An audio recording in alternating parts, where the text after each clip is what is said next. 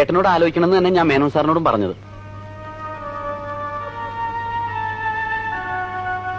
ഞാൻ എന്റെ ഭാഗ്യാന്ന് എല്ലാരും പറയണേ.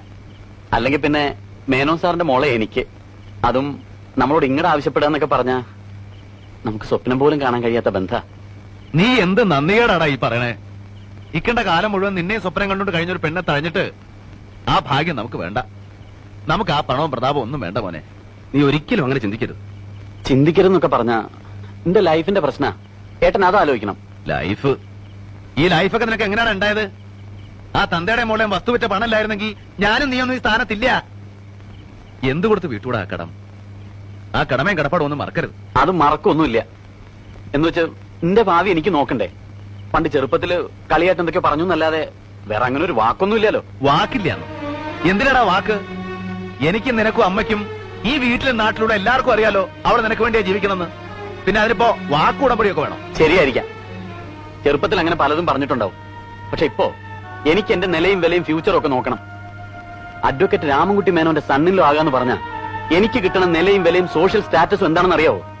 മാത്രമല്ല ഭാവിയിൽ അദ്ദേഹത്തിന്റെ പ്രൊഫഷണൽ ഗുഡ്വിൽ മുഴുവൻ എനിക്ക് വന്നു തരാനുള്ളതാ.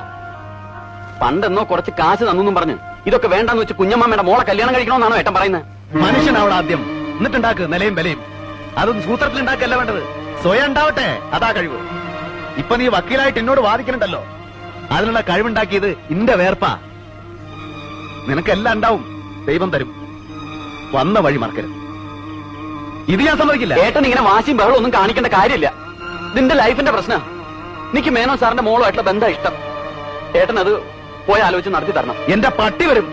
എടാ, മേലേടത്ത് രാഘവൻ നായർക്ക് നിന്റെ അത്രയും വിവരവും വിദ്യാഭ്യാസം ഇല്ല, പക്ഷെ നെറുകേട് കാണിക്കില്ല. എന്റെ നെഞ്ചിൽ പിടപ്പുണ്ടെങ്കിൽ ഞാൻ സമ്മതിക്കില്ല. എന്നെ ധിക്കരിച്ചാൽ ഞാൻ പിന്നെ ഈ കുടുംബത്തെ കയറ്റില്ല. ഓർത്തോ? ആ കേട്ടോ അമ്മേ? അമ്മയുടെ മോൻ പറഞ്ഞത് കേട്ടോ? കുട്ടിയായിരുന്നു എന്നെ അടി കൊടുത്ത് ഞാൻ അനുസരിപ്പിച്ചാണ്. ഇപ്പൊ ഞാൻ എന്താ ചെയ്യാമ്മേ? രാഘവ, അവൻ പറയുന്നതിലും കാര്യല്ലേ? നീ സമാധാനായിട്ട് ഒന്നുകൂടെ ആലോചിച്ച്. ഓ, അമ്മയും കൂടെ അറിഞ്ഞിട്ടാണല്ലേ? അമ്മേ, പണ്ട് ഇതുപോലൊരു രാത്രിയില് ജപ്തി നടക്കണ കാണാൻ വയ്യാന്ന് പറഞ്ഞ് ഉള്ളതൊക്കെ കെട്ടിപ്പറക്കി 4 മക്കളായിട്ട് അമ്മ പുറത്തേക്ക് ഇറങ്ങുമ്പോ ഒരു സഞ്ചി നിറയെ കാശുമായിട്ട് ഒരാൾ വന്നു.